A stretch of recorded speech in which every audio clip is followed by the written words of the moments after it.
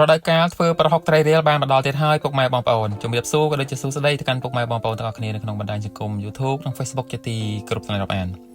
វិលជួយជួបខ្ញុំបាទសារជាថ្មីបន្តទៀតហើយតាមរយៈ Channel និង Page បញ្ញាផ្សលក្នុងវីដេអូដែលខ្ញុំបាននឹងបង្ហាញអំពីវិធីធ្វើប្រហុកត្រីរៀលចូលមកចែកជូនពុកម៉ែបងប្អូនទស្សនាកម្សាន្តដោយពុកម៉ែបងប្អូនបានឃើញក្នុងវីដេអូនេះអញ្ចឹងគឺសុទ្ធតែជាប្រភេទត្រីរៀលទេពុកម៉ែបងប្អូនគឺខ្ញុំបាទជ្រើសរើសមួយចំនួនដើម្បីយកមកធ្វើជាប្រហុកដើម្បីចែកជូនពុកម៉ែបងប្អូនទស្សនាកម្សាន្តថាតើប្រហុកត្រីរៀលគឺយើងធ្វើយ៉ាងម៉េចទើបមានគុណភាពល្អយើងធ្វើយ៉ាងម៉េចទើបមិនប៉ះពាល់សុខភាពហើយយើងធ្វើយ៉ាងម៉េចដើម្បីឲ្យប្រកាសថាប្រហុកត្រីរៀលរបស់យើងគឺរក្សាពណ៌សម្បុរនៅក៏បានល្អចំណែកគុណភាពវិញក៏រក្សាទុកបានយូរសម្រាប់រសជាតិវិញគឺយើងមិនបាច់និយាយទេពុកម៉ែបងប្អូនគឺគ្រាន់តែឃើញពណ៌សម្បុរនៃប្រហុករបស់យើងគឺយើងដឹងហើយពុកម៉ែបងប្អូន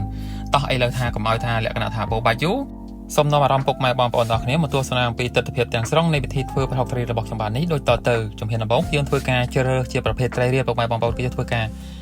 រកាត់ក្បាលកាត់កតុយរួចហើយយើងយកអាចចេញពុកម៉ែបងប្អូនដូចក្នុងវីដេអូខ្ញុំបានបង្ហាញដូចអញ្ចឹងគឺយើងធ្វើការកាត់ម្ដងមួយម្ដងពីរអញ្ចឹងទៅរួចហើយយើងធ្វើការបោះដាក់ទុកក្នុងកធុនហើយក្នុងកធុននេះគឺមានទឹកស្រាប់តែម្ដងពុកម៉ែបងប្អូន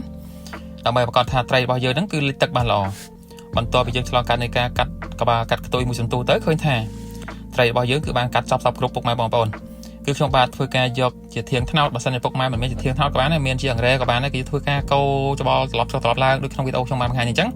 គឺយើងធ្វើការច្បល់មកសន្ទុះទៅលក្ខណៈថាមកចុកដៃហ្នឹងគឺយើងសង្កេតឃើញថាត្រីរបស់យើងគឺជ្រុះសកាចំណែកអាចត្រីក៏ជ្រុះដូចគ្នាហើយដល់ឡែកម្យ៉ាងទៀតគឺយើងសង្កេតឃើញថាទាំងខ្លាញ់ត្រីក៏ជ្រុះដូចគ្នាពុកម៉ែបងប្អូនបន្ទាប់មកយើងធ្វើការយកទៅលាងទៅហើយក្នុងការលាងទឹកដែរគឺយើងត្រូវប្រកាសថាលាងប្រហុករបស់យើងគឺឲ្យជ្រះតែម្ដងសម្រាប់ត្រីនេះមិនទាន់ខ្លាយជាប្រហុកទេពុកម៉ែបងប្អូនសូមអធិស្ឋានគឺយើងធ្វើការលាង6 7ទឹកទៅពុកម៉ែបងប្អូនដើម្បីប្រកាសថាត្រីរបស់យើងគឺជ្រះបានល្អបន្ទាប់ពីឆ្លងកាត់នៃការលាងដល់ញាប់ជើងនិងផ្ចិតផ្ចង់នេះទៅយើងសង្កេតឃើញថាត្រីរបស់យើងគឺជ្រះបាន 80% ទៅ 90% ពុកម៉ែបងប្អូនគឺយើងធ្វើការចាក់ដាក់ធុនតែម្ដងទៅបន្ទាប់មកខ្ញុំបានធ្វើការចាក់ទឹក1លីត្រត្រីហ្នឹងយើងធ្វើការផ្អាប់ទុកមួយយប់ពុកម៉ែបងប្អូនដើម្បីឲ្យប្រកាសថាត្រីរបស់យើងគឺរាងហើមសាច់ទេទៅពុកម៉ែបងប្អូននេះដូចក្នុងវីដេអូខ្ញុំបានបង្ហាញអញ្ចឹងបន្ទាប់ពីឆ្លងកាត់មួយយប់ទៅឃើញថាសាច់ត្រីរបស់យើងគឺរាងហើមពុកម៉ែបងប្អូនសម្រាប់ក្លិនវិញគឺខ្ញុំបាទសូមអត់និយាយទេក្លិននៅពេលនេះគឺគ្រាន់តែពុកម៉ែបងប្អូនឃើញគឺដឹងហើយបន្ទាប់ពីយើងសង្កេតឃើញថាសាច់ត្រីរបស់យើងគឺហើមព្រមទាំងទន់ផងនោះគឺយើងធ្វើការយកទៅលាងជាច្រើនទឹកទៅពុកម៉ែបងប្អូនដើម្បីបញ្ជាក់ប្រាប់ថាត្រីរបស់យើងគឺជ្រះបានល្អយើងធ្វើការលាងមកនេះដូចក្នុងវីដេអូខ្ញុំបានបង្ហាញអញ្ចឹងគឺយើងធ្វើផុកគឺយើងអាសាលាងទៅពុកម៉ែបងប្អូនបើសិនជាយើងលាងជ្រះគឺយើងធ្វើផុកគឺរក្សាទុកបានយូរហើយពុកម៉ែបងប្អូនគឺយើងលាងជារឿយៗអញ្ចឹងទៅឲ្យប្រកាសថាត្រីរបស់យើងគឺជ្រះទាំងខ្លាញ់ជ្រះទាំងអាចត្រីនឹងពុកម៉ែបងប្អូនរួមទាំងសកាស្កៃដែលនៅជាប់តិចតួចគឺវាជ្រះល្អតែម្ដងបន្ទាប់មកយើងយកត្រីរបស់យើងយកមកទុកមួយលើដើម្បីឲ្យប្រកាសថាត្រីរបស់យើងគឺស្រស់ទឹកបន្ទាប់ពីត្រីរបស់យើងបានស្រស់ទឹកហើយគឺយើងធ្វើការចាក់ចូលក្នុងកធុនហ្នឹងបន្ទាប់មកយើងធ្វើការចាក់អំបិលរបស់យើងចូលទៅសម្រាប់អំបិលគឺយើងធ្វើការដាក់ម្សៅល្មមហើយអំបិលដែរគឺខ្ញុំបាទសូមណែនាំពុកម៉ែបងប្អូនទាំងគ្នាប្រើជាអំបិលគ្រួសទៅពុកម៉ែបងប្អូន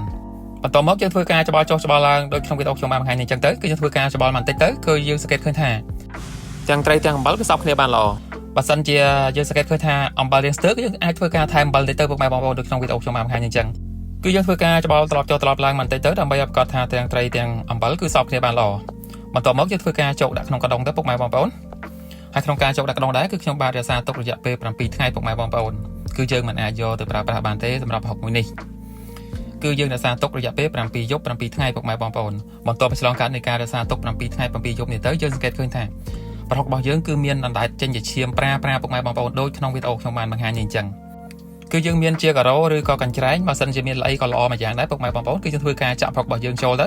ៅរួចហើយយើងធ្វើការកល់គូតកញ្ច្រែងរបស់យើងឬក៏ការ៉ូរបស់យើងនឹងពុកម៉ែបងប្អូនដើម្បីឲ្យប្រកាសថាសាច់ប្រហុករបស់យើងគឺស្រស់ទឹកបានល្អពុកម៉ែបងប្អូនគឺយើងរក្សាទុកប្រហែលជាខ្ទង់6 ទៅ 8 ម៉ោងទៅលក្ខណៈថាមួយកណាត់ថ្ងៃបន្ទាប់ពីឆ្លងកាត់នៃការរក្សាទុករយៈពេលមួយកណាត់ថ្ងៃទៅឃើញថាសាច់ប្រហុករបស់យើងគឺបានស្រស់ទឹកបានល្អពុកម៉ែបងប្អូនគឺខ្ញុំបានធ្វើការយកទៅចាក់ក្នុងកធុនដដែលបន្ទាប់មកខ្ញុំបានធ្វើការស្រោចអំបិលពីលើសាច់ប្រហុករបស់យើងមួយសន្លល្មមទៅពុកម៉ែបងប្អូនបន្ទាប់មកយើងធ្វើការកូរច្បល់ចុះច្បល់ឡើងដើម្បីឲ្យប្រកាសថាទាំងសាច់ត្រីនិងអំបិលគឺសព្វគ្នាបានល្អបន្ទាប់ពីឆ្លងកាត់នៃការកូរត្រឡប់ចុះត្រឡប់ឡើងមកស្ទុះទៅឃើញថាទាំងសាច់ត្រីនិងអំបិលគឺសព្វគ្នាបានល្អពុកម៉ែបងប្អូនគឺខ្ញុំបានធ្វើការចាប់ឬក៏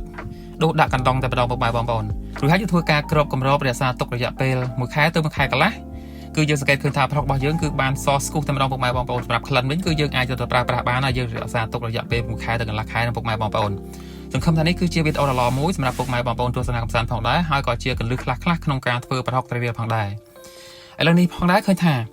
វីដេអូធ្វើជារបៀបធ្វើប្រហុកត្រីរៀល